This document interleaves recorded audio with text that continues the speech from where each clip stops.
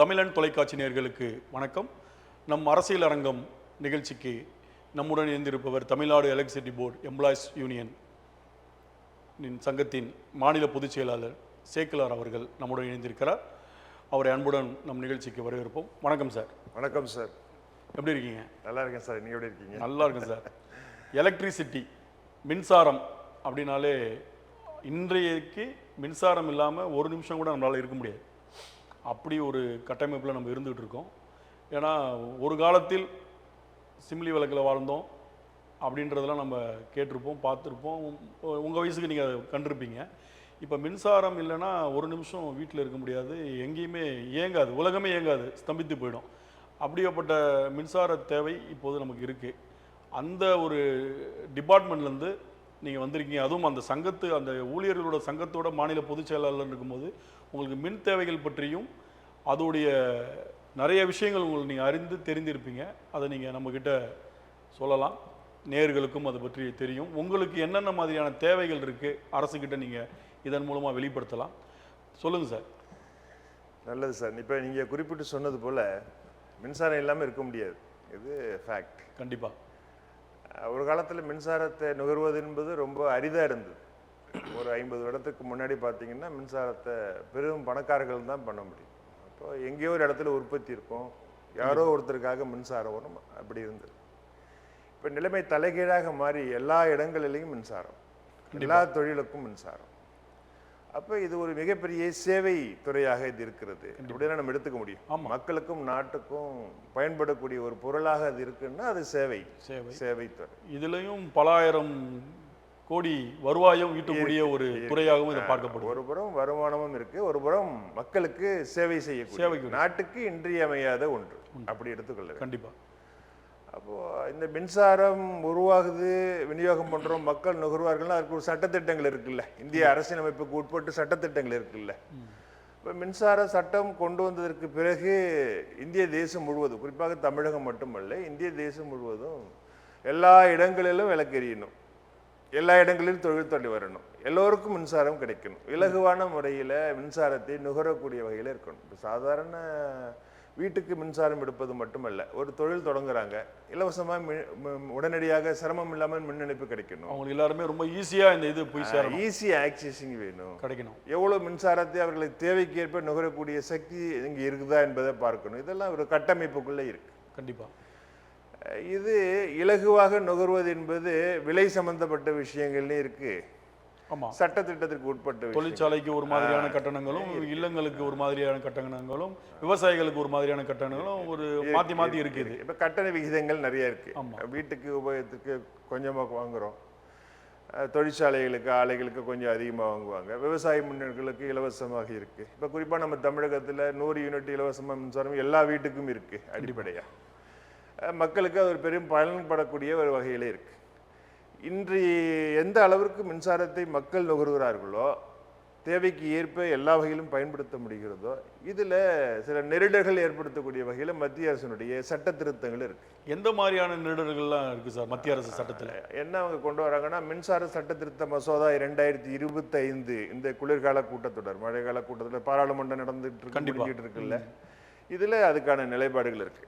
அவங்க என்ன சொல்றாங்க, ஏற்கனவே மின்சார சட்டம் 2003 ஒன்று வந்தாச்சு, அதை வைத்து எல்லா மாநிலங்களிலையும் குறிப்பாக மின்சார வாரியத்தை கட்டமைப்பை உடைத்திருக்கிறார்கள் 2-3 கம்பெனிகளாக. குறிப்பாக மின்சார சட்டம் என்ன சொல்கிறதுன்னா, உற்பத்தி விநியோகமும் தனித்தனியாக இருக்கணும், ஒரே இடத்துல இருக்கக்கூடாது, மின்சாரத்தை எடுத்துகிட்டு போகிறது தனியாக இருக்கணும், தனித்தனி கம்பெனிகளாக இருக்கணும் என்று சொல்லுது. அது ஒரு புறம். அதற்கு பிறகு இந்த கட்டமைப்பை மேலும் மாற்றுகிறார்கள். மாற்றும்போது அவங்க என்ன சொல்றாங்கன்னா, தனியார் மயப்படுத்தணும், அதானி போன்ற நிறுவனங்களுக்கு இதை வழங்குறாங்க. உற்பத்தியிலே பெரும் அளவிற்கு காற்றாலையிலையோ மற்ற எந்த எரிபொருளை வைத்து மின்சாரத்தை உற்பத்தி செய்கிறோமோ தனியார் தலையீடு அதிகம் இருக்கு. கண்டிப்பா. காற்றாலையில் இருக்கு, சூரிய ஒளியில் இருக்கு. இப்போ பிரதம அமைச்சரோட சொந்த மாநிலமான குஜராத் போன்ற இடங்கள்ல பார்த்தீங்கன்னா தேசத்திலே அதிகமான அளவில் காற்றாலை உற்பத்தி செய்யக்கூடிய சோலாரும் இருக்கு குஜராத்தில். அப்போ குஜராத்தில் விலையை நிர்ணயிக்கக்கூடிய விலை என்பது மிக பெரும் அளவுக்கு விலை உயர்வு இருக்கக்கூடிய சூழ்நிலை இருக்கு. இப்போ ஒரு அனல் புனல் மின்சாரத்தினுடைய உற்பத்தி விலையை ஒப்பீடு செய்கின்ற பொழுது காற்றாலையோ சூரிய ஒளியை பயன்படுத்தி மின்சாரம் தயாரிக்கக்கூடிய விலை அதிகமாக இருக்கு. நம்ம தனியார்கிட்ட போயிட்டாலே உங்களுக்கு அதோடைய விலைகள் ஏறதானே செய்யும். விலை அதிகமாக இருக்கு. இப்போ மின்சார சட்ட திருத்த மசோதா என்ன சொல்கிறது, ஏற்கனவே தனியார் மையத்தில் உற்பத்தி ஒரு புறம் இருக்கு, ஆனால் நீ விநியோகத்தையும் தனியாருக்கு கொண்டு போன்னு சொல்லுது. இப்போ நம்மளுடைய அரசு கட்டுப்பாட்டில் இருக்கு. குறிப்பாக தமிழகத்தை எடுத்துக்கொள்கிறோம். தமிழக அரசுடைய கட்டுப்பாட்டில் விநியோகம் இப்போது வரைக்கும் இருக்கு. இப்போ நாளைக்கு இதே ஒரு பாக்கெட்டாக கம்பெனியாக விற்றுறோன்னு வச்சுங்களேன். ஆமாம், அதாவது எக்ஸாம்பிள் சொல்லணும்னா நம்ம பாண்டிச்சேரி எடுத்துக்கலாம். அங்கே வந்து ப்ரீபெய்டு மாதிரி கொண்டு வந்துட்டாங்க. அது மாதிரி தனியார்கிட்ட கொடுத்தனால இப்போ அங்கே மின் கட்டணமும் உயர்ந்திருக்கு. நிறையா பேர் எனக்கு தெரிஞ்சு பாண்டிச்சேரியில் பார்த்தீங்கன்னா 5 மாதம் 6 மாதம்லாம் மின் கட்டணம் கட்டாமல் இருப்பாங்க. அதாவது அரசு கிட்ட இருக்கும்போது மின்சாரம் மொத்தமாக கட்டுவாங்க. இப்போ எப்படி ஆகி போச்சுன்னா மாதம் தமிழ்நாடு போல மாதம் கட்டலன்னா 10ஆம் தேதிக்குள்ள ஒன்று லாஸ்ட் டேட்னா 11ஆம் தேதி கட் பண்ணிடுறாங்க. நம்ம மொபைல் ரீசார்ஜ் பண்ற மாதிரி தான். அந்த மாதிரி இன்னும் போயிடும். காசு இல்லைன்னா அதை நீ 1000 ரூபாய் ரீசார்ஜ் பண்ணால் எவ்வளோ ஓடுதோ கழிஞ்சிரும். அந்த மாதிரி கொண்டு அது வந்து மக்களை பாதிக்க தானே செய்யும். இப்போ முதல் அடியாக மத்திய அரசு என்ன பண்ணியிருக்கு, அந்த மாநில அந்தஸ்து இல்லாத டெரிட்டோரியல் இருக்குல்ல, யூனியன் டெரிட்டரி, யூனியன் பிரதேசங்கள், இந்த பிரதேசங்களை எல்லையும் தனியார் மயப்படுத்துற வேலையை செஞ்சாச்சு. ஆமா, அதான் அந்த பாண்டிச்சேரி வடக்க பண்ணியாச்சு, தெற்க பாண்டி பண்ணியாச்சு. பெருத்த அப்பீல் அதில் இருந்தது. நாங்கெல்லாம் சேர்ந்து போராடணும், பாண்டிச்சேரி முதலமைச்சர்கிட்ட பேசணும், நாங்கள் எதுவும் பண்ணலைன்னு சொன்னாங்க. பாண்டிச்சேரி முதல்வருக்குலாம் அங்கே அதிகாரமே இல்லை, கவர்னர் அதிகாரமே. இப்போ சமீபத்தில் அதானி பாண்டிச்சேரியில் கம்பெனி ரீச் பண்ணிட்டதாக சிபிக்கு நோட்டிஃபிகேஷன் போட்டாச்சு. பட் பாண்டிச்சேரி அரசு மறுக்குது, நான் ஒன்றும் செய்யலை, எனக்கு அது ஒன்றும் சம்பந்தம் இல்லைன்னு சொல்லுது. இப்போ மத்திய அரசு 50% மின் கட்டமைப்பு விநியோக கழகத்தில் இருக்கக்கூடிய 50% இடங்களை தனியார்கிட்ட கொடுத்துடணும் ஒரு கண்டிஷன். இப்போ தமிழ்நாடு இருக்கு, தமிழ்நாட்டில் ஒரு மிகப்பெரிய வணிக நிறுவனங்கள் இருக்கக்கூடிய மிக பெருமளவுக்கு வருவாய் ஈட்டக்கூடிய இடங்களை எல்லாம் தனியார்கிட்ட விற்கணும். ஒரு 50% முதல்ல கொடுத்துடணும். அதற்கு பிறகு ஒரு 29% நீங்கள் தனியார்கிட்ட குத்தகைக்கு கொடுக்குற மாதிரியான நிலைக்கு இருக்கணும். நீங்கள் 50% கொடுக்கறதுக்கு ஒத்துக்கலை, இல்லை 29% கொடுக்க ஒத்துக்கலைன்னா ஒரு 5 வருடம் இல்லை 3 வருடத்திற்கு குத்தகைக்கு ஷேர் மார்க்கெட்டில் கொடுக்க மாதிரி ஸ்டாக் மார்க்கெட்டில் போடணுங்க. இப்போ நீங்கள் சொல்கிறத பார்க்கும்போது இப்போ 50% நீங்கள் தனியார் கொடுங்கன்னா இப்போ கவர்மெண்ட் எம்ப்ளாயாக இருக்கிற மின்துறை சார்ந்த ஊழியர்கள்லாம் அவங்களுடைய நிலை என்ன ஆகும் சார்? இப்போ என்ன ஆகுன்னா சார், இப்போ தனியார் மின் உற்பத்தி வந்த இடங்கள்ல எலக்ட்ரிசிட்டி ஆட்கள் இருந்த வரைக்கும் வேலை பார்த்துருப்பாங்க, ரிட்டையர்ட் ஆனால் போயிடுவாங்க, அவங்க ஆட்கள் தான் வருவாங்க. எந்த கம்பெனி அதானியா அம்பானியா யாரும் கம்பெனியில் உள்ள ஊழியர்கள் புதுசாக எடுத்து அவங்க வச்சுக்குவாங்க. இப்போ டிஸ்ட்ரிபியூஷன்லையும் இப்போ இருக்கிறாங்க, வேலை பார்த்துக்கிட்டே இருக்கிறாங்க. மின்சார வாரிய பணியாளர்கள் ஓய்வு பெற்றுட்டாங்கன்னா அந்த காலி இடத்தை நிரப்ப மாட்டாங்க, தனியார் வந்துட்டா அவங்க இடத்தையும் அவங்களே வச்சுக்குவாங்க. இப்போ குறிப்பாக தமிழ்நாட்டில் ஏறக்குறைய ஒரு 60% காலி இடமே இருக்குது. இப்போ லட்சத்துக்கு மேற்பட்டவர்கள் வேலை பார்த்த இடத்துல ஒரு 65,000 பேர் தான் வேலை பார்க்குறோம், 60,000 காலி இடம் இருக்கு. அது கூட என்ன காரணம், ஏன் காலி இடம்ன்றாங்களா, இந்த மின்சார வாரியம் தனியாருக்கு போவதால் ஆட்களை நிரப்பவில்லை அப்படின்ற ஒரு பரவலான ஒரு பேச்சு வெளியில இருக்கு. நிதி பற்றாக்குறை ஒன்று சொல்கிறார்கள் ஒரு புறம், இரண்டாவது நிரந்தர பணியிடங்களில் ஆட்களை பூர்த்தி செய்வதுங்கிற நோக்கம் மத்திய அரசுக்கும் இருக்கு, மாநில அரசுக்கும் இருக்கு. நேரடியாக நிரந்தரமாக வேலைக்கு வைக்கக்கூடாது, சம்பளம் கேட்பாங்க, பென்ஷன் கேட்பாங்க, உரிமைகளுக்காக போராடுவாங்க, கான்ட்ராக்ட் சிஸ்டத்தை என்கரேஜ் பண்ணணுங்கிற நோக்கம் அவங்களுக்கு இருக்கு. இப்போ தமிழ்நாடு ஒப்பந்த அடிப்படையில் வேலைக்கு வச்சுக்கிறது, அனுப்பிச்சிடுறது, 1 வருஷம் 2 வருஷம் வேலைக்கு வச்சுக்கிறது, எந்த ஒரு அவங்க அதுக்கான பலனே எதிர்பார்க்க முடியாது. வேலை செஞ்சோம், கூலி கிடைச்சது, போயிட்டோம், மாசம் சம்பளம் வாங்கணும், அவ்வளவுதான், வேற எதுவும் கிடையாது. அந்த நிலைக்கு போன நிலை இருக்கு. இனி வரும் ஊழியர்களுக்கு அதான் நிலை.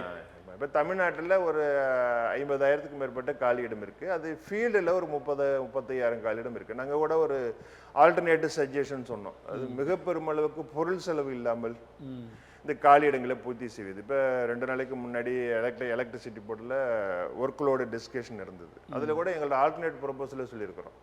இப்போ ஏற்கனவே கான்ட்ராக்டில் ஒர்க் பண்ணிட்டு இருக்கிறாங்க, K2 அக்ரிமெண்ட்டில், அவங்களே ஃபீடபிலிட்டி ஷெட்யூல் ஆஃப் டேட் கொடுக்கலாம். இப்போ ஒரு கான்ட்ராக்டை ஒரு ஒர்க்கை அவார்ட் பண்ணோம்னா ஒரு குறிப்பிட்ட தொகை கான்ட்ராக்டருக்கு போகும், அவர் ஆட்களை வச்சு வேலை பார்ப்பாரு, இடையில அவங்களுக்கு லாபத்தை பார்ப்பாங்க.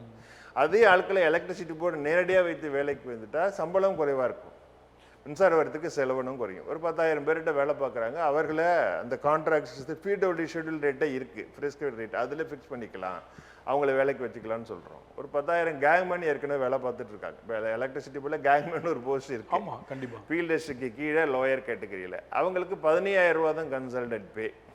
இப்போ மொத்தமாக அவங்க வாங்குற சம்பளத்துக்கும் ஒரு ஃபீல்ட் டெஸ்ட் சம்பளத்துக்கும் இன்னைக்கு நிலைக்கு கம்பேரிசன் பார்த்தோம்னா ஒரு 3,000 தான் சார் வித்தியாசம்.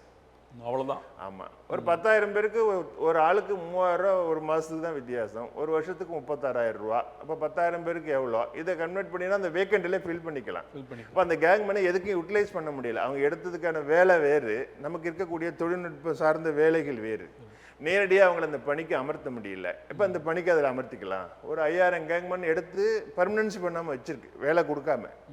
இந்த 15,000 ரூபா சம்பளத்துக்கு அவங்களே எடுத்துக்கலாம்.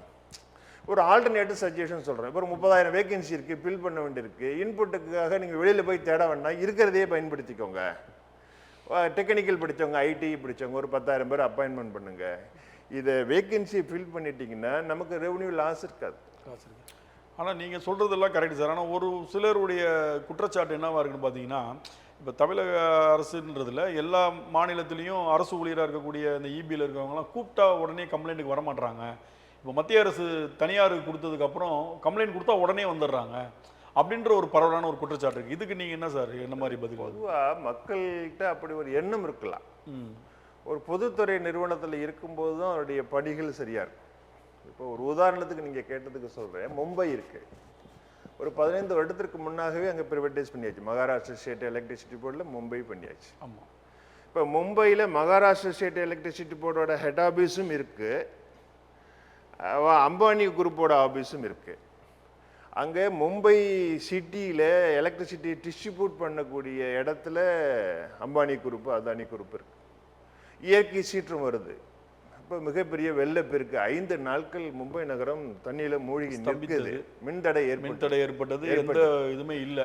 அப்போ அவங்க என்ன சொல்லிட்டாங்க, பிரைவேட் என்ஐடி எங்களால ஒன்றும் பண்ண முடியாது, எங்க ஆட்கள் வராது, நாங்க வேலை செய்ய முடியாது. 5 நாட்கள் மக்கள் மின்சாரம் இல்லாமல் தவித்தார்கள். மின் கட்டமைப்பு சூர்குலைந்து போயிருந்தது. அந்த நேரத்தில் மின்சார வாரிய இலாக்கா இருக்கு பாருங்க, அவங்கள்ட்ட இருக்கக்கூடிய தொழிலாளர்கள் தான் வந்து அதை செய்ய முடிந்தது. இப்ப தனியார் முறைக்கு போனதுனால என்ன இடர்பாடு ஏற்பட்டிருக்கு? கூப்பிட்ட குரலுக்கு அவங்க வரல, இயற்கை சீற்றம் ஏற்பட்ட போது வரல. என்ன அதிகபட்சம் என்ன செய்திட முடியும்? என்னை சிறையில் அடைத்து விடுவார்களா என்று கேட்ட கேள்வி எல்லாம் இருக்கு. பழச ரெக்கார்டை புரட்டி பார்த்தோம்னா தெரியும். மக்கள் மேம்போக்காக சொல்கிறார்கள் தனியார்கிட்ட போகணும்னு. இப்ப கவர்மெண்ட்ல இருக்கிறதுனால தான் உங்களுக்கு 100 யூனிட் இலவசம். கண்டிப்பா, ரைட்டுங்களா? விவசாய மின் இணைப்பு இலவச மின்சாரம், கைத்தறி நெசவு போன்றவங்களுக்கு குறைந்த விலைகள், மிகப்பெரிய தொழிற்சாலைக்கு ஒரு குறைந்த அளவு நியாயமான கட்டணத்தில் எடுத்துக்க முடியுது. இதே தனியார் மயமாயிட்டா மின்சாரத்தை உற்பத்தி பண்ணக்கூடிய விலைக்கு நீங்களும் நுகரணும், நானும் நுகரணும், பெரிய இண்டஸ்ட்ரீஸ் வைக்கிறவங்களும் வைக்கணும். இப்போ அக்கார்டிங் டு ஃபியல், அது தண்ணியில பண்றோமா, காற்றுல பண்றோமா, சூரிய ஒளியில பண்றோமா, இல்லை அட்டோமிக்கில் பண்ணுறோமா, இல்லை கேஸில் பண்ணுறோமா, நாத்தால பண்ணுறோமா, எதை பேஸ் பண்ணி காஸ்ட் ஆஃப் ஃபியூலை பேஸ் பண்ணி ரேட் ஃபிக்ஸ் பண்ணிடுவா. கண்டிப்பாக. அப்போ எனர்ஜி ஜென்ரேஷன் காஸ்ட்டை கொடுக்க வேண்டிய அவசியம் வரும். மக்களுக்கு இன்னைக்கு கூப்பிட்ட நேரத்துக்கு வரலன்னா இங்கே ஆள் இல்லை, வரல. ஆள் இருந்திருந்தால் எப்படி வராமல் இருப்பாங்க? இப்போ எனக்கு தமிழ்நாட்டில் ஒரு 30,000 வேக்கண்ட் இருக்குது. நீங்கள் உங்களுக்கே உங்கள் வீட்டில் ஃபீஸ் கால் வந்துடுது, சப்ளை இல்லை, நீங்கள் கூப்பிட்டீங்கன்னா வருவதற்கு ஆள் வேணும். வேற ஒரு இடத்துல இருப்பார், அவரோட டேர்னில் வரதுக்கு 4 மணி நேரம் 3 மணி நேரம் ஆகலாம். அப்போ இந்த பிரச்சனை ஆள் இருந்தா இந்த மக்கள் சொல்ற குற்றச்சாட்டுக்கு வந்து ஆட்கள் பற்றாக்குறை தான் மெயின் காரணம். மக்களுக்கு புரிதல் இல்லாமல் சொல்றாங்க. மக்களுக்கு மின்சார வாரியத்திற்கு கூடிய காலி இடத்தை பூர்த்தி செய்யணுங்கிற நோக்கம் இல்லை. அவங்களுக்கு கரண்ட் போனா கூப்பிடுறாங்க, ஆள் வரலன்றாங்க. இங்க ஆள் இருக்கா இல்லையாங்கிறது அவங்களுக்கு தெரியும். ஆள் இல்லை என்பதுதான் அதுக்கான உண்மை. அதே நேரத்தில் இப்போ பார்த்தீங்கன்னா பிரதமர் திட்டத்தில் வந்து பார்த்தீங்கன்னா சூரிய ஒளி மின்சாரம் உங்களுக்கு வந்து இப்போ முன்னை விட இப்போ ரொம்ப ஸ்பீடாக நிறைய பேர் அவங்கவுங்க சொந்த ஃபஸ்ட்லாம் வந்து பார்த்தீங்கன்னா ஒரு ஊரில் ஒரு 2 வீட்டில் இருக்கும். இப்போ வந்து ஒரு ஊரில் ஒரு 1000 வீடுக்கு மேலே உங்களுக்கு சோலார் வந்து இப்போ பதிக்க ஆரம்பிச்சிட்டாங்க. மின்சாரத்தை அதுலேருந்து எடுக்க ஆரம்பிச்சிட்டாங்க. இப்போ அது மாறிக்கிட்டே வரும்போது இப்போ மின்வாரியத்துடைய தேவைகள் குறையக்கூடிய வாய்ப்புகள் இருக்கா? இல்லை எல்லாருமே அந்த சோலாருக்கு போகும்போது மின்சார வாரியம் வந்து அப்போ நஷ்டத்தில் இயங்கக்கூடிய வாய்ப்பு தானே வரும்? அதுக்காக கூட அந்த ஆட்கள் எடுக்காமல் இவங்க இருக்கலாம் இல்லையா? அப்படி கிடையாது. ஒரு நவீன தொழில்நுட்பத்தை வரவேற்பதற்கு எல்லோருக்கும் கடமை இருக்கு. இப்போ சூரிய ஒளியின் வைத்து மின்சாரத்தை தயாரிக்கக்கூடிய தொழில்நுட்பம் பரவலாக எல்லாருக்கும் வந்தாச்சு. வீடுகள் எல்லாரும் வைங்க, சென்ட்ரல் கவர்மெண்ட் சப்சிடி கொடுக்குறாங்க. இப்போ ஒரு சீசனல் மாதிரி தான். இப்போ காற்று அடிக்குது, ஒரு குறிப்பிட்ட காற்றாலையிலேருந்து மின்சாரம். சூரிய ஒளி எப்போ இருக்கும்? காலையில் ஒரு 6-7 மணிக்கு மேலே, மழையில் 5 மணி வரைக்கும் இருக்கும். அந்த சமயத்தில் தான் நீங்கள் பண்ண முடியும். மீதி நேரத்திற்கு மின்சார வாரியத்திலிருந்து தான் நுகரணும். அப்போ இது முழுக்க முழுக்க சூரிய ஒளி மின்சக்தி தயாரிப்பு என்பது மக்களுடைய தேவையை முழுமையாக பூர்த்தி செய்து விடாது. மின்சார வாரியம் இருந்து மின்சாரத்தை விநியோகம் செய்யாமல் மக்களாக பகலில் மட்டும் மின்சாரத்தை உபயோகித்துக்குவேன், நானே எனர்ஜி ஜென்ரேட் பண்ணுவேன், நானே பயன்படுத்துவேன், ராத்திரியில் லைட் இல்லாமல் இருப்பேன்னு இருக்க முடியுமா மக்களால்? முடியாது. 24 மணி நேரம் பாதிக்காது. 24 மணி நேரம் இயங்கக்கூடிய மருத்துவமனைகள் இருக்கு, அரசு அலுவலகங்கள் இருக்கு, எத்தனையோ விஷயங்கள் இருக்குல்ல. ரவுண்ட் த கிளாக் ஒர்க் பண்ணது இல்லை. இப்போ இரவுல யார் தருவது?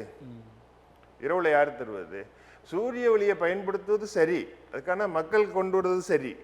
சூரிய ஒளியை நீங்க எந்த அளவுக்கு உற்பத்தி பண்ணீங்களோ நீங்க உபயோகத்துக்கு போக மீதி ஈபிக்கு கொடுக்கலாம். கண்டிப்பா சேமிச்சு இருக்கு. பட் இதனாலதான் அந்த காரணம் என்பது இல்ல. இப்போ தமிழக அரசுக்கு நீங்க எந்த மாதிரி கோரிக்கை எல்லாம் வைக்கிறீங்க? இப்போ வந்து 30,000க்கு மேற்பட்ட இடங்கள் காலி இடங்கள் இருக்குன்னு சொல்றீங்க. இப்போ வந்து நீங்க இப்போ இடையில நடந்த மீட்டிங்ல கூட நீங்க முன் வச்சிருக்கீங்க சில கோரிக்கைன்றீங்க. சரி, இப்போ நீங்க வந்து தமிழக அரசுக்கு என்ன மாதிரியான கோரிக்கைகள் அழுத்தமாக சொல்றீங்க? ஏன்னா இப்போ அடுத்த தேர்தல் வரப்போகுது. இந்த தேர்தல் நேரத்தில் உங்களுடைய கோரிக்கைகள் என்ன மாதிரியான கோரிக்கைகள் நீங்க தமிழக அரசு வச்சிருக்கீங்க? அதை நிறைவேற்றுவாங்கன்னு சொல்லியிருக்காங்களா? உங்களுக்கு ஏதாவது அசூரன்ஸ் கொடுத்துருக்காங்களா? தமிழக அரசு ஒரு போர்க்கால நடவடிக்கைகளை மின்சார வரத்துள்ள காலி இடத்தை பூர்த்தி செய்ய வேண்டும் என்பது நம்மளுடைய கோரிக்கை. இப்போ போர்க்காலம்னா உங்களுக்கு தெரியும், வார் புட்டிங் போர்ஸ்ன்னு சொல்லுவோம். கண்டிப்பா. அப்போ ஒரு மிகப்பெரிய தேவை இருக்கு. இப்போ தேர்தல் வாக்குறுதியில் கூட எல்லா பொதுத்துறை நிறுவனங்களும் இருக்கக்கூடிய ஒப்பந்த தொழிலாளர்களை நிரந்தரம் செய்வோம்னு சொல்லியிருக்காங்க. வாக்குகளை பெற்றார்கள், ஆட்சிக்கு வந்தார்கள். இப்போ ஆட்சியோடைய இறுதி கட்டத்தில் இருக்கிறோம். அடுத்த தேர்தல் வரப்போகுது. தேர்தலுக்கு முன்னராவது தேர்தல் அறிவிப்புக்கு வருவதற்கு முன்னதாவது அந்த ஒப்பந்த தொழிலாளர் நிரந்தரம் செய்யணும்னு கேட்கிறோம். ஒரு 4,000-5,000 பேர் அளவுலையாச்சும் அதை நிரந்தரம் செய்ய முடியும். 10,000க்கும் மேற்பட்டவர் வேலை செய்கிறார்கள். அதுக்கு ஒரு எலிஜிபிலிட்டி கிரைட்டீரியா வைக்கலாம். முதல் கட்டமாக ஒரு 5,000 பேர் 5,000 பேராச்சும் அதில் இருக்கலாம். அது போக இந்த நான் ஏற்கனவே சொன்னது போல இந்த 10,000 கேங்மேன் அவங்களை ஃபீல்ட் அசிஸ்டண்டாக கன்வெர்ட் பண்ணலாம். ஒரு ஆளுக்கு 3,000 ரூபா தான் செலவு. இதுக்கு முன்னாடி 4,000 பேரை தேர்வு பண்ணி வைத்திருக்கு. 15,000 ரூபா தான் தொகுப்பு. நாட்டில் 15,000 வேலைக்கு வருவது என்பது சாதாரணமான விஷயம் இல்லை. கிராமத்தில் வேலைக்கு போனால் கூட 700-800 கிடைக்கும். நீங்க ஒரு ஆபத்தான தொழில் மின்சார வாரியத்தில் 500 ரூபாய் கூலிக்கு வருவதற்கு தயாராக இருக்கிறார். ஒரு குறைந்தான தொகை. 5,000 பேர் 4 வருடமாக காத்து கொண்டிருக்கிறார்கள். இவர்களுக்கு தெரியும், இவங்க தேர்தலுக்கு சந்திக்குவதற்கு முன்னதாகவே இந்த பிரச்சனை இருக்கு என்பது தெரியும். இவர்கள் வந்தால் அதை செய்வார்கள் என்ற எதிர்பார்ப்பு அந்த தொழிலாளர்கள் மத்தியிலும் இருக்கிறது, எங்கள் மத்தியிலும் இருக்கிறது. நடக்கல. அப்ப அதுல ஒரு 10,000 ஃபீல்ட் அசிஸ்டன்ட் மாத்தலாம், ஒரு 5,000 இவங்களை கொண்டு வரலாம்.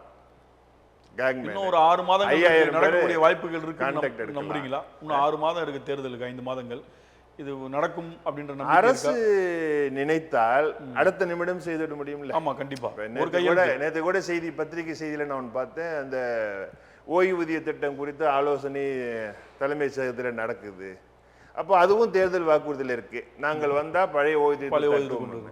இப்ப எலக்ட்ரிசிட்டி போர்டு மட்டுமல்ல, அரசு ஊழியர்களுக்கும் அந்த பிரச்சனை இருக்கு. கான்ட்ரிபியூட்டரி பென்ஷன் ஸ்கீம் சிபிஎஸ் ஒழிப்பு இயக்கம்னு ஒன்று இருக்கு. அது ஒழிப்பதற்காக போராடுகிறார்கள். ஆல்ரெடி அந்த ஸ்கீம் வந்து கிட்டத்தட்ட 24 ஆண்டுகள் ஆகிவிட்டது. அந்த பென்ஷன் ஸ்கீம் 2003 இருந்து இருக்கு. ஆமா, 22 வருஷம் ஆகிப்போச்சு அது நிறுத்தி. மீண்டும் அது பாசிபிலிட்டியான்னு தெரியல, நம்ம வெயிட் பண்ணுவோம். அதே நேரத்தில் இப்போ நீங்க கேட்டிருக்கிற அந்த கோரிக்கைகளை வந்து கண்டிப்பா செய்யறேன்னு சொல்லியிருக்காங்களா? அரசோட கவனத்திற்கு கொண்டு போவதாக நிர்வாகம் சொல்லியிருக்கு. அரசுகிட்டையும் நம்ம நேராக சொல்றோம். வாய்ப்பு கிடைக்கின்ற போது எங்களுடைய பேச்சுவார்த்தையினுடைய தன்மை எப்படி இருக்கும்னா, நிர்வாகத்தோடு நாங்கள் பேசுவோம், 1-2 முறை பேசுவோம். அதற்கு பிறகு அரசு தரப்பில் பேசுவதற்கு மாண்புமிகு மின்சாரத்துறை அமைச்சர்களோடு பேசுவோம். இப்போ ஒரு கொள்கை முடிவெடுத்து ஆட்களை நிரப்புவதற்கு, ஊதியம் கொடுப்பதற்கு, பொருள் செலவுக்கு, நிதி செலமைகள் எல்லாம் வருகின்ற போது இவற்றையெல்லாம் எப்படி செய்வது என்பதை முதலமைச்சர் கூட்டத்தில் ஆலோசனை கேட்டு செய்வார்கள். வாய்ப்பு கிடைத்தால் முதலமைச்சருடையும் பேச்சுவார்த்தைக்கு அழைத்து செல்வார்கள், முதலமைச்சருடையும் பேசுவோம். இப்படிப்பட்ட பேச்சுவார்த்தை தன்மை தொடர்ந்தால் எங்களால் நேரடியாக முதலமைச்சரிடத்திலோ மின்சாரத்துறை அமைச்சரிடத்திலோ இந்த கோரிக்கைகளை வலியுறுத்தி சொல்ல முடியும், அவர்கள் செய்ய வேண்டும் என்று வற்புறுத்த முடியும். அவர்களும் இருக்கக்கூடிய சூழ்நிலையை உணர்ந்து கொண்டு செய்யக்கூடிய வாய்ப்பு இருக்கும் என்று நாங்கள் நம்புகிறோம். இந்த பிரச்சனை உங்களுக்கு எத்தனை ஆண்டுகளா இருக்கு சார்? இப்ப இந்த கடந்த 4 ஆண்டுகளா இல்ல ஒரு 10-15 வருஷமாவே இந்த தொடர்ச்சியாகவே இருக்கு? அப்ப நீங்க வந்து கிட்டத்தட்ட எடப்பாடி அவர்கள் முதல்வராக இருக்கும் போதும் இந்த பிரச்சனை இருக்கு. அம்மையாரும் காலியிடம் இருந்தது. அவர்கள் தான் அந்த கேங்மேன் என்கின்ற ஒரு 10,000 பேரை அவர்கள் ஆட்சி கட்டிலிருந்து இறங்கக்கூடிய நேரங்களில் தான் அதுக்கான வாய்ப்புகள் வந்தது. ஒப்பந்த தொழிலாளர் நிரந்தரம் செய்ய சொல்லி மின்சார வாரியத்தில் நாங்கள் மாநாடுகள் போராட்டங்களாக நடத்துகின்ற பொழுது அன்றைக்கு இருந்த மின்சாரத்துறை அமைச்சர் அவர்கள் வாரியத்தில் பேசி நேரடியாக ஃபீல்ட் அசிஸ்டன்ட் எடுக்க முடியல, கான்ட்ராக்ட்ல அவர் பர்மனன்ட் பண்ண முடியலங்கிறதுனால கேங்மேன் போட்டாங்க. அதுக்கு முன்னாடியும் இருக்கு. குறிப்பா 2010 தமிழ்நாடு மின்சார வாரியத்தை 3 கம்பெனியா பிரிச்சாச்சு. இப்போ 2010 ஏறக்குறைய 15 வருட காலமாக இந்த காலி இடங்கள் என்பது தொடர்ந்து இருந்துகிட்டே ஆட்கள் பற்றாக்குறை இருந்துகிட்டே அதான் இந்த ஆட்சியில அதை செய்வாங்கன்னு நீங்க நம்பிட்டு இருக்கீங்க. ஒரு பெரிய எதிர்பார்ப்பு இருக்குல்ல. அவங்க தேர்தல் அறிக்கையிலையும் சொல்லியிருக்கிறாங்க, மக்கள் நலன் பாதுகாக்கக்கூடிய அரசு, தொழிலாளர் நலன் பாதுகாக்கக்கூடிய அரசு, பல்வேறு திட்டங்களை இம்ப்ளிமெண்ட் பண்ணிட்டு இருக்காங்க. குறிப்பா ஆசிரியர்கள், மின்சார தொழிலாளர்கள், காவலர்கள் இவர்கள் மேல அதிகமாக கவனம் செலுத்தக்கூடிய அரசு என்கின்ற ஒரு பெயர் இருக்கிறது அல்லவா? அதை வைத்து ஒரு எதிர்பார்ப்பு இருக்குல்ல. இவர்கள் செய்ய வேண்டும், இவர்கள் களத்தில் இதை செய்ய வேண்டிய அவசியம் இருக்குது, செய்து தருவார்கள் என்று எதிர்பார்ப்பு இருக்குல்ல. இதை தான் நம்ம முதலமைச்சரோட கவனத்துக்கு கொண்டு போகணும்னு பார்க்கிறோம். ஒருவேளை இப்போ மத்திய அரசின் இந்த யூனியன் பிரதேசங்களுக்கெல்லாம் தனியார் மையம் கொடுத்த மாதிரி மத்திய அரசின் வந்து இந்த திட்டங்கள் கடுமையாக இம்ப்ளிமெண்ட் பண்ணணும்னு சொல்லி ஒரு அழுத்தம் கொடுத்து தமிழகத்திலும் ஒரு தனியார் மயமாக்கல் ஆகக்கூடிய ஒரு சூழல் உருவாச்சுன்னா அதை நீங்கள் எப்படி பார்ப்பீங்க? கடுமையாக எதிர்த்து போராட வேண்டிய அவசியம் இருக்கு. ஒன்று, இப்போ கடந்த 14ஆம் தேதி புதுதில்லியில் எங்களுக்கு நேஷனல் கோஆர்டினேஷன் கமிட்டி என்கின்ற ஒரு அமைப்பு இருக்கிறது. அகில இந்திய அளவில் மின்சார தொழிலாளர்கள் பொறியாளர்களுடைய கூட்டமைப்பு. அதில் நாங்களும் ஒன் ஆஃப் த கான்ஸ்டிடியூண்ட் பாடி. 14ஆம் தேதி புதுதில்லியில் அந்த கூட்டம் கூடி நாங்கள் எங்களுடைய செயற்குழு கூடி பேசியிருக்கிறோம். பேசி மத்திய அரசினுடைய சட்ட திருத்த மசோதாவை வைத்து மின்சார வாரியங்களை, மின் விநியோக பகுதிகளை தனியார் மயப்படுத்தக்கூடிய செயல்கள் தொடர்கிறது என்பதை எதிர்ப்பதற்காக போராட்டத்திற்கான வியூகங்கள் வகுக்கப்பட்டிருக்கிறது. ஒரு மாதத்திற்கு முன்னாடி நாங்கள் கூடி விவாதித்து ஜனவரி 30ஆம் தேதி டெல்லியில் மிகப்பெரிய ஒரு போராட்டத்திற்காக ஏற்பாடு செய்திருந்தோம். டெல்லி மாநில அரசு எங்களுக்கு அனுமதி தரலை போராட்டம் நடத்துறதுக்கு. அதனால் ஆல்டர்னேட்டாக இப்போ 14ஆம் தேதி கூடி பேசியிருக்கிறோம். இதில் நாங்கள் மட்டுமல்ல, மின்சார தொழிலாளர்கள், பொறியாளர்கள், ஊழியர்கள் மட்டுமல்ல, அனைத்து மத்திய தொழிற்சங்கங்கள். இப்போ நான் யூடிசியோட தமிழ்நாடு மாநில பொதுச் செயலாளர். UTC one of the central trade union. இப்போ ஏஐடிசி, சிஐடியு, ஹெச்எம்எஸ், ஐஎன்டிசி இதெல்லாம் இது போன்ற சங்கங்கள் இருக்கிறது அல்லவா? 10 மத்திய தொழிற்சங்கங்கள் அகில இந்திய அளவில். விவசாய தொழிலாளர்கள் அமைப்புகள், விவசாயிகள் அமைப்புகள், பல்வேறு அமைப்புகளை எல்லோரும் கூடி ஒன்றாக இணைந்து ஒரு பெரிய போராட்டத்திற்கான திட்டமிடல் ஒரு புறம் இருக்கிறது. அதாவது ஏற்கனவே பேசினது இடத்துல இருந்து நம்ம தொடரோம்னு வச்சுக்கோங்களேன். இப்ப புதுதில்லியில் கூடி பேசியிருக்கக்கூடிய விஷயங்கள் இருக்குல்ல, ஜனவரி மற்றும் பிப்ரவரி 2 மாதத்திலையும் இந்திய தேசம் முழுவதும் இருக்கக்கூடிய மாநில மின்சார வாரியங்களில் பணியாற்றக்கூடிய தொழிலாளர்கள், பொறியாளர்கள், அனைத்து மத்திய தொழிற்சங்கங்கள், விவசாயிகள் அமைப்புகள் எல்லாருமே சேர்ந்து மாநிலங்களில் மாநாடுகள் நடத்துவது, மாவட்ட தலைநகரங்கள், மாநில தலைநகரங்களில் மாநாடுகள், பேரணிகள் நடத்துவது, மக்களிடத்தில் ஒரு விழிப்புணர்ச்சி கொண்டு போய் சேர்ப்பது. அதற்கு பிறகு மார்ச் 18ஆம் தேதி டெல்லியில் ஒரு மிகப்பெரிய போராட்டத்தை நடத்த ஒரு திட்டமிடல் இருக்கு. இப்ப மின்சார சட்ட திருத்த மசோதாவை மட்டுமல்ல, விவசாயிகளுடைய சட்ட திருத்த மசோதா ஏற்கனவே கொண்டு வந்தது, திரும்ப அதை மறைமுகமாக நடைமுறைப்படுத்துவது, இப்போ இன்று வந்திருக்கக்கூடிய விவசாய இந்த விதைகள் சட்ட திருத்தம், இப்போ நியூக்ளியர் எனர்ஜிக்கு புதுசாக ஒரு சட்ட திருத்தம் வந்திருக்கு. இது எல்லாவற்றையும் உள்ளடக்கி மக்களுக்கு ஒரு மிகப்பெரிய பாதிப்பை ஏற்படுத்தக்கூடிய ஒன்றிய அரசினுடைய செயல்பாடுகள் எல்லாத்தையுமே எதிர்க்கக்கூடிய ஒரு போராட்டம். பாராளுமன்ற கூட்டத்தொடரில் மக்கள் விரோத போக்கு, தொழிலாளர் விரோத போக்கு, தொழில் விரோத போக்கு மிக பெருமளவுக்கு ஏற்படுகிறது. இவற்றை முறியடிக்க வேண்டும் என்று ஒரு ஒட்டுமொத்த கூட்டு இயக்கமாக கொண்டு வருவதற்கான முயற்சி எடுக்கிறோம். இப்ப குறிப்பாக நீங்க குறிப்பிட்டு சொன்னது போல பாண்டிச்சேரி போன்ற தமிழகத்துல அப்படி ஒரு தனியார் மய சூழ்நிலை வருதுன்னு வைங்களேன். தமிழக அரசு இதை பாதுகாக்க வேண்டும்னு நம்ம நினைக்கிறோம். இப்ப தமிழக அரசு குறிப்பா சட்ட திருத்த மசோதா வந்து 2 ஆண்டுகளுக்கு முன்பே இங்க தனியார் மயம் ஆக்கணும்னு சொல்லி ஒரு அழுத்தங்கள் இருந்தது, அதை நிராகரிச்சுட்டாங்க அப்படின்னு ஒரு. ஆனா ஒரு புறம் என்ன பார்க்கணும்னா, இப்ப மத்திய அரசு தான் சொல்லுகிறது ஸ்மார்ட் மீட்டர் கொண்டு வர சொல்லி. ஆமா, இப்ப இவங்க 1.5 லட்சம் மீட்டர் தீநகர்லயே பிக்ஸ் பண்ணியாச்சு. இப்ப 3 கோடி டெண்டர் போட்டாச்சு. அப்ப மறைமுகமாக மத்திய அரசு சொல்லக்கூடியதை நடைமுறைப்படுத்தக்கூடிய விஷயம் ஒரு புறம் இருந்தாலும் நம்மளுடைய சுய சார்பு தன்மை போயிடும் சார். கண்டிப்பா. இப்போ மின்சார சட்டத்தில் ஸ்மார்ட் மீட்டர்னால என்ன சார், இப்போ இருக்கிற மீட்டருக்கும் ஸ்மார்ட் மீட்டருக்கும் என்ன? ஸ்மார்ட் மீட்டர் வந்து சார் டிஃபரெண்ட். அதுவே கணக்கெடுத்துக்கொள்ளும். வசூல் செய்வதற்கு ஆட்கள் தேவை. இது ஒரு ஆட்கள் குறைப்புக்கான ஒரு ஆட்குறைப்பு, மறைமுக ஆட்குறைப்பு ஒண்ணு. சாதாரண மீட்டர் பிக்ஸ் பண்ணா 650 ரூபா இப்ப நடைமுறையில் இருக்கிறது இல்ல. இது 6500 ரூபா. பொருள் செலவு அதிகம். இது certain percentage subsidy central government தருது. அதற்காக 6500 ரூபா பண்ண வேண்டிய தேவையில்லை. இன்னைக்கு இப்போ 2024 கணக்குப்படி 3,36,00,000 மின் நுகர்வோர்கள் இருப்பதாக மின்சார வாரியத்தோட கணக்கீடே இருக்கு. இப்போ 3,50,00,000 கூட உயர்ந்திருக்கலாம் 2025. அதுல ஒரு 50-60% சாதாரண நுகர்வோர்கள். இவர்களுக்கு எதற்கு இந்த 6500 ரூபாய் மீட்டர்? கண்டிப்பா 100 யூனிட் இலவச மின்சாரத்தை மட்டுமே நுகரக்கூடிய நுகர்வோர்களும் இருக்கிறார்கள். கண்டிப்பா 100க்கு மேல 100 200 குறைந்தபட்சத்தை உபயோகப்படுத்துறவங்க இருக்காங்க. கிராமங்கள் தூரம்லாம் பாத்தீங்கன்னா 100 இலவச மின்சாரமே பயன்பாட்டுக்கு போதும்னு இருக்கக்கூடிய வீடுகள் எல்லாம் இருக்கிறது. எல்லா இணைப்புகளுக்கும் இவ்வளவு தொகை கொடுத்து இந்த மீட்டரை பொருத்தி விட்டு எந்த கணக்கு வழக்கமும் இல்லாம போயிடும்ல. இப்போ அசஸ்மெண்ட்டுக்கு ஆள் வேணும். இப்போ நம்மக்கிட்ட அசஸ்மெண்ட் ஏரியாவில் ஒரு 4000 பேர் வேக்கெண்ட் சார். ஒரு 10,000 பேர் வேலை பார்க்க வேண்டிய இடத்துல ஒரு 5000 பேர் தான் இருக்கிறாங்க. 5000 பேர் வேக்கெண்ட். குறிப்பாக அசஸர் வேலைக்கு வந்தால் ரிட்டையர்ட் ஆகி போகிற வரைக்கும் அசஸ்மெண்ட் வேலையை பார்த்துட்டு இருக்கிறாங்க. அடுத்தடுத்த வேலைகளை இன்ஸ்பெக்டர் ஆஃப் அசஸ்மெண்ட்டுன்னு போஸ்ட் இருக்குது. அதுக்கு மேலே ரெவன்யூ சூப்பர்ஸ் இருக்குது, அசஸ்மெண்ட் ஆஃபீஸர் இருக்குது. அஃபிஷியல் கேட்டகரிக்கு அந்த வேலையை பார்க்க முடியல, ஆள் பற்றாக்குறை இருக்கிறதுனால. இப்போ ஸ்மார்ட் மீட்டர் வந்துட்டா இந்த வேலை பார்த்துட்டு இருக்கிறவங்களுக்கும் வேலை இருக்க வேண்டிய அவசியம் இல்லை. அப்போ மேன் பவரை குறைக்கக்கூடிய வேலை ஒரு புறம் வந்துவிடும். ரெண்டாவது, ஏதாச்சும் தடங்கள் ஏற்பட்டு போகுது, ஒரு பல்க், ஒரு பெரிய இப்போதான் சென்னை போன்ற நகரங்களில் பல்வேறு நகரங்களில் ஃப்ளாட் சிஸ்டம் இருக்குது. 100-200 மின் இணைப்புகள் ஒரே இடத்துல இருக்குன்னு வச்சுக்கோங்களேன். ஏதோ டெக்னிக்கல் ப்ராப்ளம் வந்துடுது. ஒரு மின் இணைப்பில் பிரச்சனை வந்தால் ஒட்டுமொத்த அந்த இடமே 100-200 பேர் நுகரக்கூடிய இடமே 1 மணி நேரம் இல்லைன்னா நமக்கு லாஸ் தானே. கண்டிப்பா. அப்போ மின் கணக்கீடு சரியாக பண்ண முடியாத சூழ்நிலை வரும்ல. இவங்க என்ன சொல்கிறாங்க, மின் திருட்டை குறைச்சிருவோம், வருவாயை பெருக்குவோம் எல்லாம் சொல்கிறாங்க. அதுக்கெல்லாம் சாத்தியம் இல்லை. அதுக்கான எக்ஸ்பீரியன்ஸ் இல்லை. என்னவா இது மாறும், நீங்கள் சொன்னது போல ப்ரீபெய்டு சிஸ்டத்துக்கு போயிடும். ஆட்டோமேட்டிக்காக போயிடும். இப்போ இருக்கு, கல்கட்டாவில் இருக்கு, பாண்டிச்சேரியில் இருக்கு, கோவாவில் கூட இருக்கு, கோவாவில் இருக்கு, யூனியன் பிரதேசம். ப்ரீபெய்டு சிஸ்டம் வந்துடும். ப்ரீபெய்டு சிஸ்டம் வந்துட்டா நீங்க காசை வாங்கிடுறோம். ஒண்ணு இப்ப உபயோகப்படுத்துறது பின்பு கட்டுறோம். ப்ரீபெய்ட்னா நீ 1ஆம் தேதியே ரீசார்ஜ் பண்ணிக்கோ.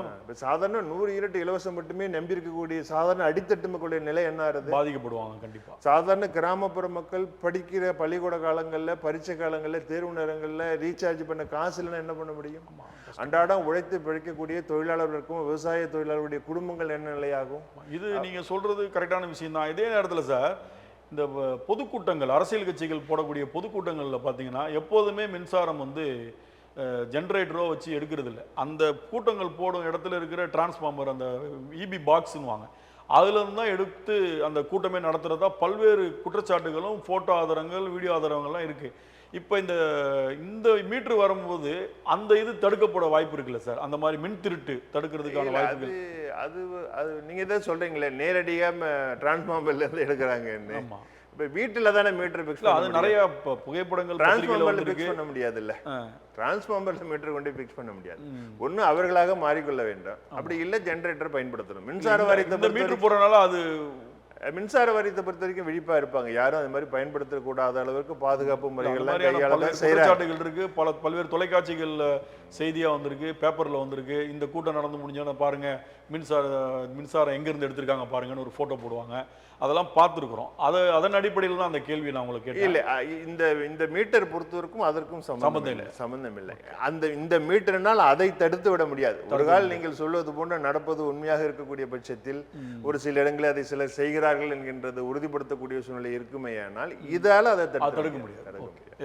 இந்த மீட்டர்னு சொன்னால மின் திருட்டை தடுக்கலாம்னு சொல்றாங்க. மின் திருட்டுன்னா இப்ப சாதாரண வீட்டுக்குள்ள உள்ளதை தடுக்க முடியும். வீட்டுல உள்ள மீட்டரை ஓடாம விட்டு போகுது, இல்ல ஓடாம இருக்கிற அப்படியே வச்சுக்கிட்டு இருக்கிறாங்க, அது தடுக்கலாம் இருக்குல்ல. இதையெல்லாம் சரிப்படுத்த முடியும்னு அவர்கள் சொல்றாங்க, மறைமுகமா சொல்றாங்க.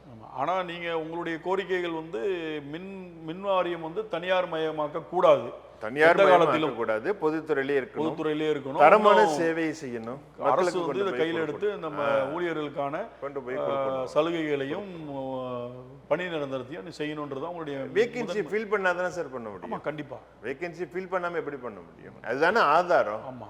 பேஸா கிராமத்துல நகரத்துல நுகர்வோர்களோடு பொதுமக்களோடு தொடர்பு இருக்கக்கூடிய பணிகள்லயே 30,000-40,000 காலி இடம் இருக்கு. அன்றாடம் பணிகளை செய்யக்கூடிய இடங்கள்ல காலி இடத்தை வைத்துக்கொண்டு எப்படி வேலை பார்க்க முடியும்? இப்போ மின்சாரம் நம்ம கிட்ட இருக்கு. ஆமா சார், அது கரெக்ட். அதே மாதிரி ஒரு பரவலா ஒரு பொதுமக்கள் பேசுறதுன்னா சொன்னீங்கன்னா, கரண்ட் 2 நாள் இல்லைனாலும் நாங்கள் கஷ்டப்பட்டு கரண்ட் இல்லாமல் இருக்கிறோம்.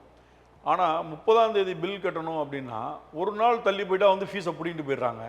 ஆனால் அந்த கரண்ட் 2 நாள் கொடுக்க மாட்றாங்க. அதை பற்றி நாங்கள் எந்த கேட்டாலும் பதில் இல்லை. டிரான்ஸ்ஃபார்மர் போயிடுச்சு, ஒரு லைனில் ஃபால்ட்டுன்ட்டு போயிடுறாங்க. ஒரு நாள் தள்ளி போனால் மட்டும் டக்குன்னு காலையிலேயே பிடிக்கிட்டு போயிடுறாங்களா? அது மட்டும் எந்த விதத்தில் நியாயன்றது ஒரு குற்றச்சாட்டு ரொம்ப நாளா பல பேரிடம் இருக்குது. மக்கள் கேட்பாங்க சார், மின்சாரத்தை விநியோகம் பண்றோம், கட்டணம் வசூல் பண்றோம், குறிப்பிட்ட தேதியில மின் கட்டணத்தை கொடுக்கலன்னா அதை டிஸ்கனெக்ட் பண்ணுவாங்க. திரும்ப அது சட்டம். இந்த 2 நாளைக்கு ஏன் கழிக்க மாட்டாங்க? அது 2 நாள் நான் கரண்ட் இல்லாம இருந்தேன். 2 நாள் என்பது மழை பெஞ்சு தண்ணி தேங்கி நின்று போச்சுதுன்னா இல்லாம இருக்கலாம். இப்ப டிரான்ஸ்ஃபார்மர் ஃபீடரே ஃபெயில் ஆயிடுது, பெரிய மரம் விழுந்துடுது, கம்பி அறுந்து போச்சு, சீர் செய்ய முடியல, வெளியிலேருந்து ஆட்கள் வந்து சீர் செய்யணும்னா தான் 2 நாள் இல்லாமல் இருக்கும். இல்லைன்னா ஒரு 1 மணி நேரம் 2 மணி நேரத்துக்கு மேலாம் மின் தடையை அனுமதிக்கவே மாட்டாங்க எங்கள் அதிகாரிகள். கண்டிப்பா எங்களுக்கு லாஸ் ஆகிடும்ல, எலக்ட்ரிசிட்டி லாஸ் ஆகிடும். அதான் நான் சொல்கிறேனே, ஒரு நிமிட நேரம் மின்சாரத்தை விநியோகமாக பண்ணலேன்னு சொன்னாலே எங்களுக்கு லாஸ். அப்போ எங்களுடைய அதிகாரிகளும் தொழிலாளர்களும் தேவையற்ற வகையில் மின்தடையை ஏற்படுத்தி மக்களுக்கு ஒரு அசௌகரியத்தை ஏற்படுத்தக்கூடிய வேலையை செய்ய மாட்டார்கள்.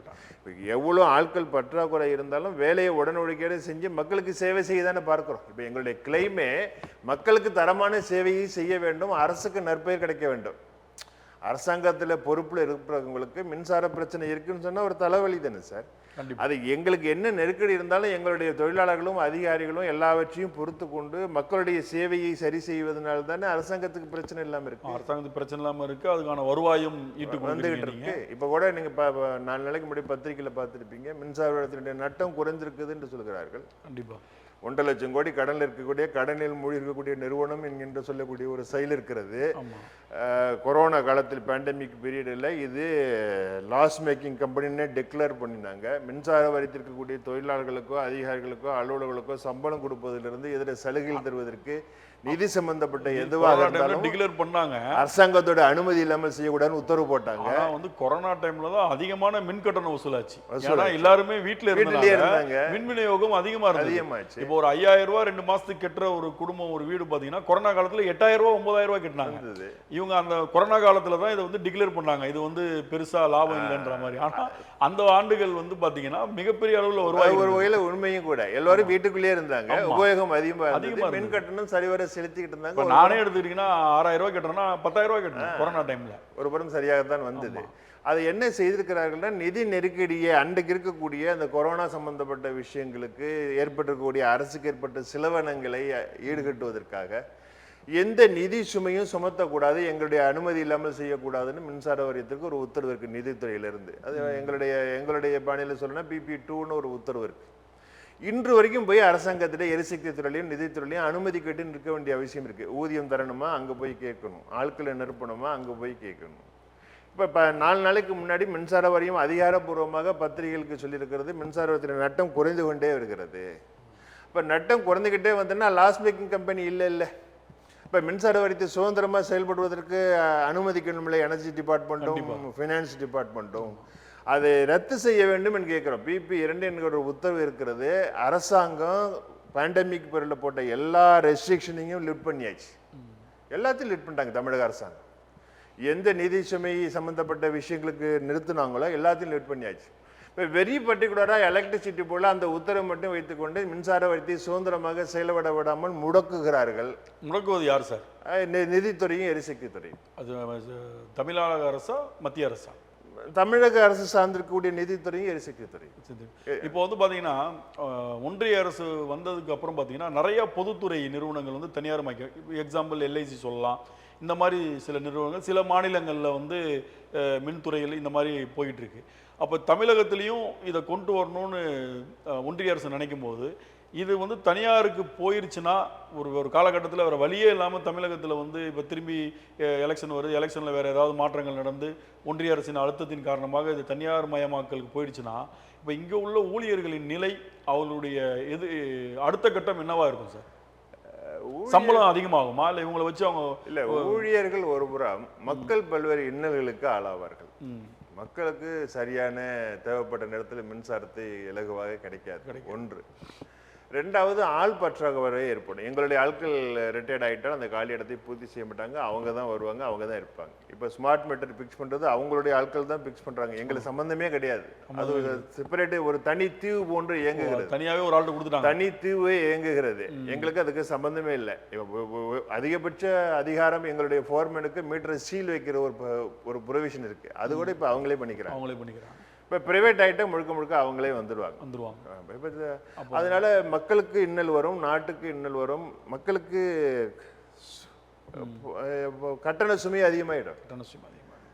நினைச்ச நேரத்துக்கு எதையும் பண்ண முடியாது. இப்போ நீங்கள் சொல்கிற மாதிரியே 2 மணி நேரம் இல்லாமல் இருந்துச்சு, நாங்கள் 31ஆம் தேதி பீஸ் பிடிங்கிட்டாங்கன்னு சாதாரணமாக பேசுகிறோம். இல்லை, இதெல்லாம் இங்கே உங்களை யாருமே கேட்க மாட்டாங்க, யாரும் வரவும் மாட்டாங்க, போக மாட்டாங்க. ஆட்டோமேட்டிக்காக பழைய மாதிரி செல்ஃபோனு காசு காலியானா திரும்பி ரீசார்ஜ் பண்ணி பேசிக்கோ. இப்போ மின்சாரம் மட்டுமல்ல, மத்திய அரசு இப்போ மழைக்கால கூட்டத்தொடரில் கொண்டு வந்திருக்கக்கூடிய இந்த அணுசக்தி சம்பந்தப்பட்ட விஷயங்கள் ஒன்று, விதை சட்ட சம்பந்தப்பட்ட விஷயங்கள். இப்போ நேற்று கூட பாராளுமன்றத்தில் அந்த 100 நாள் வேலை திட்டத்தில் மகாத்மா காந்தி பேரை கூட மாற்றிருக்கு, வாயில நுழையாத பேர் வச்சிருக்காங்க. அப்போ இப்போ இந்திய பாராளுமன்றம் தனியார்மயத்தை நோக்கி தான் செல்கிறது, பாராளுமன்றமே தனியார்மயத்தை நோக்கி சொல்லுது.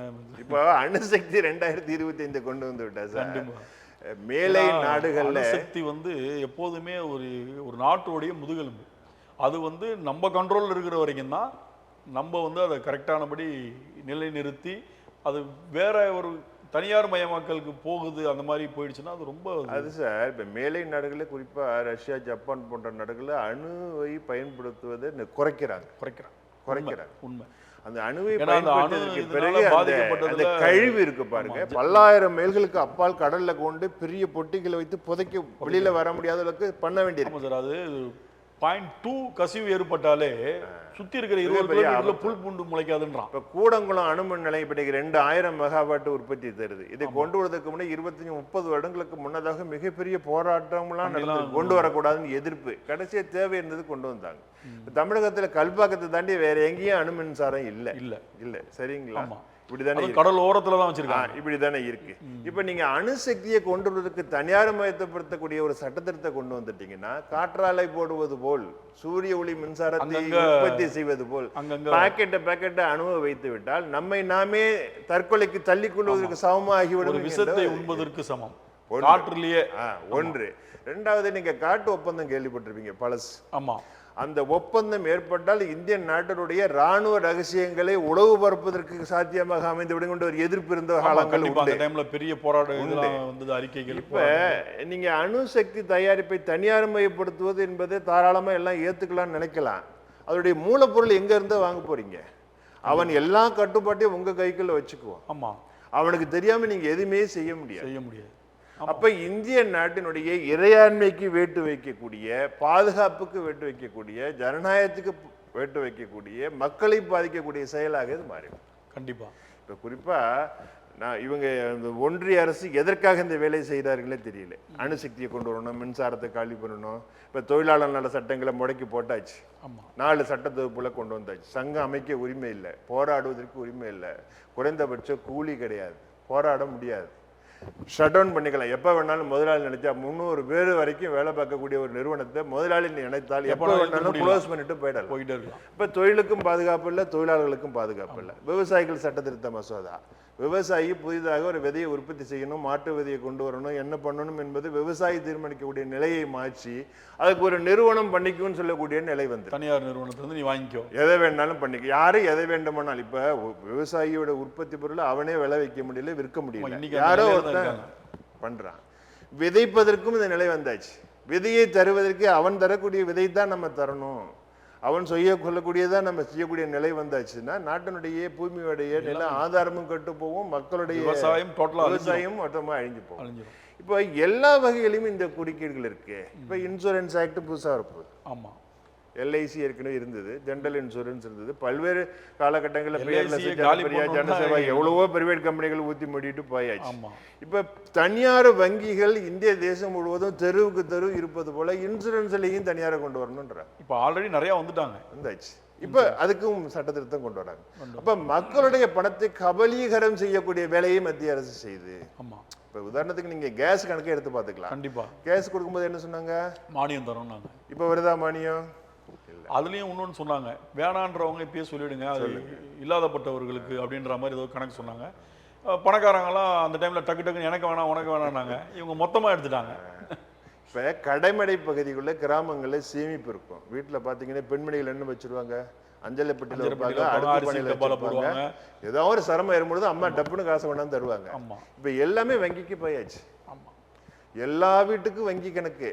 கண்டிப்பா. மக்களை ஏமாற்றி உங்களுக்கு நான் அந்த மானியம் தர்றேன், இந்த மானியம் தர்றேன், வங்கி கணக்கு படிக்கிற பசங்களுக்கு அக்கௌண்ட் ஓபன் பண்ண சொல்றாங்க. அந்த காசு போடுறேன் இந்த காசை போடுறேன்னு ஓபன் பண்ணி அவன் நில் பேலன்ஸ்ல வந்து அவனுக்கு மாசம் 2000 ரூபாய் பேங்க் எடுத்துக்கிறான். மக்களோட பணம் ஒரு ரூபாய் விட அவர்கள் இல்லத்தில் இருக்கக்கூடாதுங்கிற நிலையை ஏற்படுத்தி எல்லா பணத்தையும் அரசோட கவனத்திற்கு கொண்டு வந்து எல்லா யார் என்ன பணத்தையும் அரசு சம்பாதிக்கிறான்னு கையாளுகிறது. யார் யார் எவ்வளவு சம்பாதிக்கணும்னு ஃபிங்கர் பிரிண்ட்ல பார்த்துட்டு இருக்காங்க. அரசுடைய கையால் ஆளுமைக்கு இந்த பணம் வந்து சேர்ந்துருது. அப்ப இந்திய நாட்டினுடைய பொருளாதாரத்தை நிர்ணயிக்கக்கூடிய நிலை அங்க இருக்கு. கிராம பொருளாதாரம் போயிடுது, வீட்டோட பொருளாதாரம் போயிடுது, எல்லாவற்றுக்கும் அவர்களை. ஆமா சார், இன்னைக்கு வந்து பாத்தீங்கன்னா ஜிபே போன்பே இல்லாத எதுவுமே கிடையாது. ஏன்னா இன்னைக்கு பாக்கெட்ல யாரும் 10 ரூபா வச்சுக்கிறது இல்லை. தேநீர் குடிப்பது அதாவது கூட பணத்தை ஜிபே. எடுத்து செலவு பண்ற காலமே இன்னைக்கு டோட்டலா போயிடுச்சு. எங்க போய் ஒரு 10 ரூபாய்க்கு டீ குடிச்சாலும் ஜிபே. ஆனா இதை எவ்வளவு நேக்கா கொண்டு வந்து மக்களை அடிக்ட் ஆக்கி மக்கள் இன்னைக்கு வந்து ஜிபே இல்லாம காசு கூட இல்லாம போயிடறான், போன் இல்லாம போறது இல்ல. இதுதான் இதே மாதிரி தான் இப்ப நீங்க சொல்ற விஷயங்களும் நடக்க போகுது. நம்ம கண்ணு முன்னாடி ஒரு உதாரணம் சார், பிஎஸ்என்எல் இருந்தது, மிகப்பெரிய நிறுவனம். போன் வைத்திருந்தா எவ்வளவு கௌரவம் இருந்தது. கண்டிப்பா அந்த வீட்டு லேண்ட்லைன்ல இருந்தா ஒரு மரியாதை, அவங்க வீட்டுல போன் இருக்குப்பா. இப்ப பிஎஸ்என்எல்ல இந்தியா முழுவதும் காலி பண்ணி தனியார்கிட்ட எல்லாருக்கும் கொடுத்தது. அவங்களுக்கு 2 போன் 3 போன் வச்சாச்சு. அந்த பிஎஸ்என்எல் போயாச்சு. தனியார் முதலாளிகள் பெருமளவுக்கு வாழ்ந்துகிட்டே இருக்காங்க. இப்ப தனியாரை ஊக்குவிப்பதற்காக தான் இந்த அரசாங்கம் இருக்கு. எல்லாவற்றிலையும் தனியார் மயம். அதுதான் பரவலான பொதுமக்களின் குற்றச்சாட்டாகவும் இருக்கு. இப்ப பொதுத்துறை நிறுவனங்களே இருக்கக்கூடாது, நிரந்தர பணியிடங்களை பூர்த்தி செய்யக்கூடாது, அரசு சம்பளம் கொடுப்பதற்கோ ஓய்வூதியம் கொடுப்பதற்கோ தயார் இல்லை. ஓய்வூதியத்தில் நிறைய விஷயம் வந்தாச்சு. Old pension scheme, new pension scheme, national pension scheme, unified pension scheme. Railway கூட பொதுத்துறையிலிருந்து தனியாருக்கு 2-3 ஊர்ல கொடுத்தாச்சு. பூனா போல ஊர்ல எல்லாம் தனியார் ட்ரெயின் போகுது. இப்ப அடுத்து அதுதான் இருக்கிறதுலே பெரிய இந்தியாவிலேயே அதிக வருவாய் ஈட்டக்கூடிய ஒரு இது. அதுவும் பிரைவேட் போயிருச்சுன்னா இப்ப இங்க இருந்து திருநெல்வேலிக்கு 300 ரூபாய் டிக்கெட்ல ஸ்லீப்பர்ல போறான் அப்படின்னா தனியாருக்கு போனா 600 ரூபாய் ஆயிடும். அன்ரிசர்வே இருக்காது, எடுத்துருவாங்க டோட்டலா. அப்ப மக்களை பாதிக்கக்கூடிய திட்டங்களை வந்து மக்கள் உணர்ந்து அதை எதிர்க்கணும். ஒரு மிகப்பெரிய சக்தியாக பாராளுமன்றத்தில் பெரும்பான்மை இருக்கக்கூடிய ஒரே காரணத்தினால் இந்திய திருநாட்டை, மாநில வேறுபாடுகளை இன்று இந்திய திருநாட்டை ஒரு குடகின் கீழ் அவங்களுடைய ஆளுமைக்கு கொண்டு வரணும் என்பதற்காக தான் இந்த வேலை நடக்குது. இப்ப மேற்கு வங்கத்தில் தேர்தல் வரப்போது, வந்தே மாதத்தை கையில் எடுத்தாச்சு. ஆமா, தமிழ்நாட்டுக்கு வந்தா நீராறுங்கடலோடத்தை கையில் எடுத்துக்கிறேன். தமிழ்நாட்டில் ஆளுநர் செய்யக்கூடிய விஷயங்கள் நமக்கு தெரியும். இது அரசியல் என்பது அரசியல்வாதிகளுக்கு மட்டுமல்ல, தொழிலாளர்களுக்கு இருக்குது, தொழில் வேலை பார்க்கறது மக்களுக்கு இருக்கிறது. எல்லோரும் அரசியல் பேச வேண்டிய அவசியம் ஏற்படக்கூடிய ஒரு சூழல் இருக்கு. இந்திய நாட்டுடைய அரசியல் தன்மை என்பது முற்றிலுமாக மாறி இருக்கக்கூடிய ஒரு சாரார் ஆளுமைப்படுத்தக்கூடிய நிலைக்கு வருது. பழைய அரசியல அழிந்துட்டு வருது. புதிய ஒரு வேற மாதிரியான ஒரு பிரிட்டிஷ் ஏகாதிபத்தியிட்ட இருந்து சுதந்திரத்தை வாங்கி நாட்டுக்கு நல்ல குடியாட்சி முறையை கொண்டு வர முடியும் நினைத்தார்களோ, அந்த குடியாட்சி மக்களாட்சி முறை முழுக்க முழுக்க மாறி மீண்டும் ஒரு மன்னராட்சி தத்துவத்திற்கோ ஒரு ஏகாதிபத்திய தத்துவத்திற்கோ கொண்டு போகக்கூடிய மறைமுகமான வேலைகளை வெளிப்படையாக மத்திய அரசு செய்கிறது. இதுதான் இப்ப இது மாநில அரசுகளை சுதந்திரமா இயங்க விடல. குறிப்பா அவங்களுக்கு சப்போர்ட்டான இருக்கிற மாநில அரசு எல்லாம் ஃப்ரீயா இயங்க விடுறாங்க. போயிடுது. அவங்களுக்கு தமிழக அரசு எதுக்குதுன்னு வச்சுக்கோங்களேன். தமிழக அரசு எதுக்குதுன்னா எலக்ட்ரிசிட்டியை பிரைவேடைஸ் பண்ணிட்டா கன்கரண்ட் லிஸ்ட்ல இருக்காது, தொழில் வரிசை பட்டியலே இருக்காது. அமைச்சர் இருக்கலாம், ஆமா, கட்டணத்தை அவர் நிர்ணயம் பண்ண முடியாது, மின்சார வரியும் நிர்ணயம். தனியாருக்கு போனதுக்கு அப்புறம் அவருக்கு என்ன வேலை இருக்கு? சென்ட்ரல் கவர்மெண்ட் டிசைட் பண்ணிக்கும், நான் எல்லாத்தையும் பார்த்துக்கோ, உங்க கையை விட்டு போயிடுன்னு சொல்லணும். அப்போ எந்த மாநிலங்கள் ஒத்து வரலையோ தனித்து விட வைப்பது, ஒத்துக்கொள்வதை சேர்த்து வைப்பது, ஒட்டுமொத்தமாக அவர்கள் இருக்கக்கூடிய நடவடிக்கைகளுக்கு எல்லோரையும் உட்படுத்த வைப்பது என்ற அரசியல் தன்மை மாறி இருக்கிறது. இது ஒரு மாற்று அரசியல் தன்மை வருதோ இல்லையோ அவரோட நிலைகள் மாறணும். இப்ப இந்தியாவோட பேரை பாரத்னு மாத்தியாச்சு. இல்ல இப்ப பாரத் அவர்களே சொல்கிறார்கள், நாளைக்கு அவர்களாவே சட்டம் ஈட்டி கொண்டு இந்த பாரத்னு மாற்றக்கூடிய சூழ்நிலை வரல, எப்படி வேணாலும் வரலாம். காந்தி பேரை மாத்தியாச்சு. காந்தி பேரை மாத்தியாச்சு.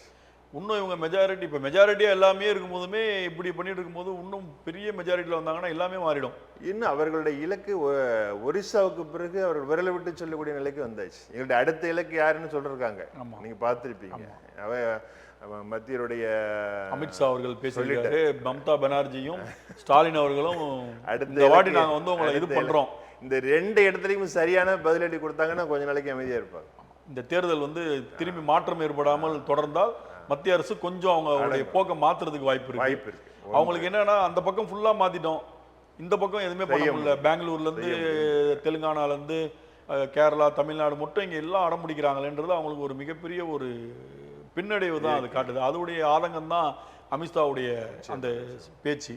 இந்த குளிர்கால கூட்டத்தொடரில் அவர்கள் கொண்டு வந்திருக்கக்கூடிய சட்டத்திருத்த மசோதாக்கள் அத்தனையும் தடுத்து நிறுத்தக்கூடிய சக்தியாக இந்திய மக்கள் முழுவதும் தொழிலாளர் வர்க்கமும் மாநில அரசுக்கும் திரண்டிருந்து போராடினால் நிச்சயமாக ஒருதலை பட்சமாக இருக்கக்கூடிய ஒன்றிய அரசினுடைய நிலைப்பாட்டை நம்மால் தடுக்க முடியும். கண்டிப்பாக ரொம்ப சந்தோஷம், ரொம்ப நன்றி சார். கிட்டத்தட்ட மின்சாரத்துறையில் உள்ள மிக கடுமையான சூழல்களையும், மின்சாரத்துறையில் நல்லது கெட்டது ப்ளஸ் மைனஸு, இதனால் என்னென்ன பிரச்சனைகள் வரும், இப்போ மத்திய அரசு கொண்டு வர திட்டங்களால் என்னென்ன பிரச்சனைகள் மின்சார ஊழியர்களுக்கு ஏற்படும், பொதுமக்கள் இதனால் எப்படிலாம் பாதிக்கப்படுவாங்க அப்படின்னு, அதே போல் மின்துறை ஊழியர்களுக்கு என்னென்ன பாதிப்புகள் இருக்குது, ஏன் அவங்கள பர்மனெண்ட் பண்ணல, இப்படின்ற பல்வேறு தகவல்கள், இதுவரைக்கும் கேள்விப்படாத சில நுட்பமான தகவல்களையும் பல்வேறு விஷயங்களையும், மத்திய அரசு செய்யக்கூடிய தவறுகளையும் மாநில அரசு செய்யாத விஷயங்களையும் கோடிட்டு காட்டி மிக அற்புதமாக நம்மிடம் பேசிய திரு சேக்கிலார் அவர்களுக்கு ஒரு நன்றியை தெரிவித்துக் கொள்கிறோம். நன்றி, வணக்கம். நன்றி.